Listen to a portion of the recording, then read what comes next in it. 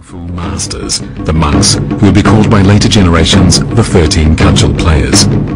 These 13 heroes sneaked into the place where Wang Shuchong was staying and after a sudden attack captured and made off with his nephew, the general in charge of the defense of the city. The hapless nephew was then handed over to the Tang army. The next day, the nephew was beheaded at the city gate, right in front of Wang Shuchong's eyes. Soon, Tang troops engaged in a fierce attack. The city gate was smashed, and Tang troops flooded in. At this, Wang Shuchong surrendered. 那么在这样一个历史上，少林僧兵就是说为李唐王朝平定王世充的叛乱立下了汗马的功劳。所以说，就像李世民这个告少林寺白骨庄书这个辞天帖里边所说，这个少林13个僧兵擒住王仁泽这样一个功劳，和李世民在五老关就是虎牢关打败窦建德是具有同等的功劳，为李唐王朝立下了汗马的功劳。 And so it seems that the famous story told for many generations of how the 13 monks rescued Li Shimin is fictional. Perhaps a more accurate description of the events would be the 13 cudgel-wielding monks who lent Li Shimin a hand on the battlefield. Li Shimin would have seen the assistance provided by the Shaolin monks as valuable but limited. It didn't save his life, but it was of help. When Li Shimin stepped up to the throne, however, he presented Shaolin Temple with a dazzling reward, 1,500 hectares of land, plus a dozen or more newly built halls. By that time, the number of monks at the temple had increased sharply, and around 100 of them were Kung Fu Grand Masters. The reputation of Shaolin had spread far and wide, and so had the fame of their unique style of Kung Fu. The Shaolin style had been through a period of considerable development, and it was backed up with practical fighting experience on the battlefield.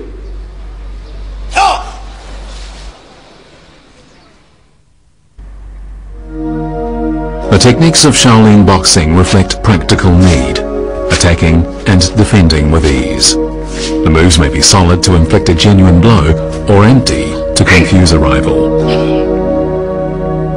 Shaolin Kung Fu teaches that one should follow a straight line each time one makes a fist blow, and there's a scientific basis to this, as the distance between 2 points is the shortest. Following this principle uses the shortest time to fell a rival. This is a perfect example of the nature of Shaolin Kung Fu. It is highly practical and efficient. As Shaolin Temple grew in size and acquired more and more properties that needed protection, the need arose for its Kung Fu monks to lift their fighting technique to a higher level. Practicing Kung Fu became an important part of the monks' everyday life, and this tradition has continued to the present day.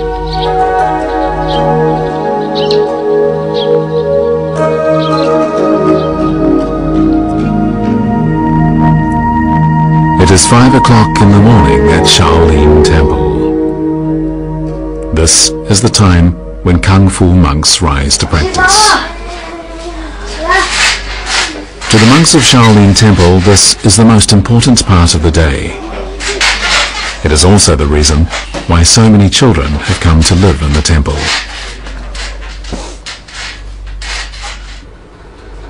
These youngsters are not yet monks, and only after each of them reaches the age of 18 will they decide of their own volition to either become a monk or return to secular life.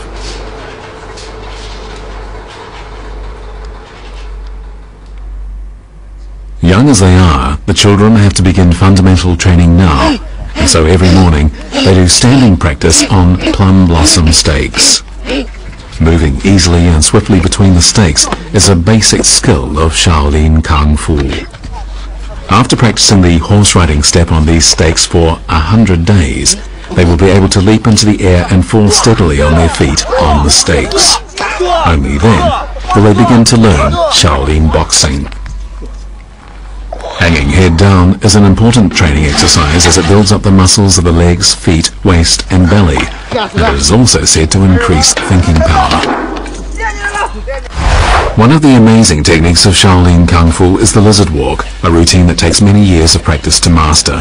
The lizard walk requires strong waist, belly and arm muscles as well as the ability to maintain balance. Practicing kung fu skills like this one keeps one energetic and in good health. Clearly, the kung fu techniques of Shaolin Temple are unique. They're quite unlike those taught in any other part of the country. The two-finger exercise is used to increase the force of one's fingers, so a practitioner can strike a rival's nerve points with power and accuracy.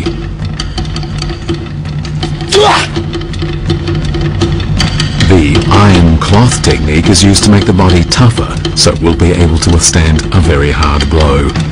It is also a way to integrate force and qi, the essential air in one's body. Mastering this is a must for any beginner. These two techniques, like many others, are really only basic skills of Shaolin Kung Fu, even though where they killed and robbed with abandon. Fending off these pirates and keeping the coastal region safe was a major concern for the Ming dynasty. The Japanese pirates used Japanese-style broadswords in a way that terrified those who came up against them, and they often got the upper hand when confronting the Ming army. The Ming Emperor called on the monks of Shaolin Temple, armed with iron cudgels and led by monk Yuekong, to vanquish the pirates once and for all.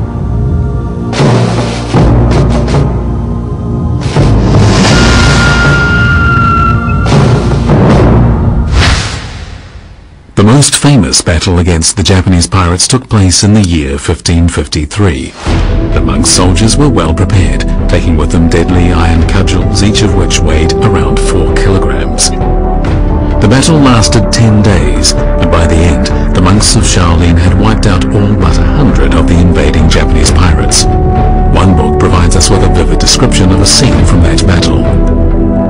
One Japanese pirate brandishing 2 broadswords charged monk Yuekong, who was sitting still on the ground.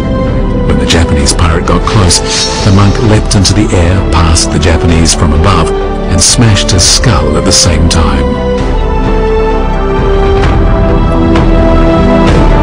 With supreme courage and extraordinary kung fu skills, the monk soldiers won victory after victory against the pirates. The weapon they used in this fight was the cudgel, and it was about to become famous nationwide. The Shaolin cudgel is even more famous than Shaolin boxing. In fact, Shaolin monks are never mentioned without reference to their famous cudgel technique.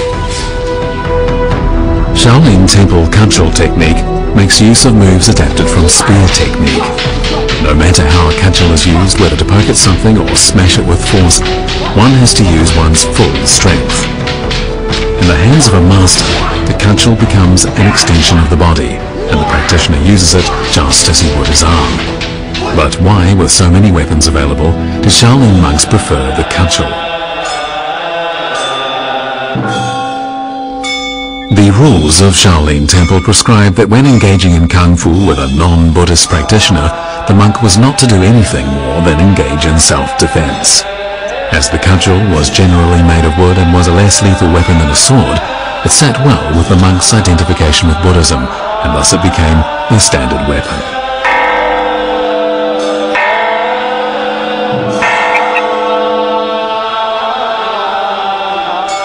再一个，为什么少林寺僧人用的兵器不是刀，不是剑，而是棍呢？就是说，少林寺僧人武术国际。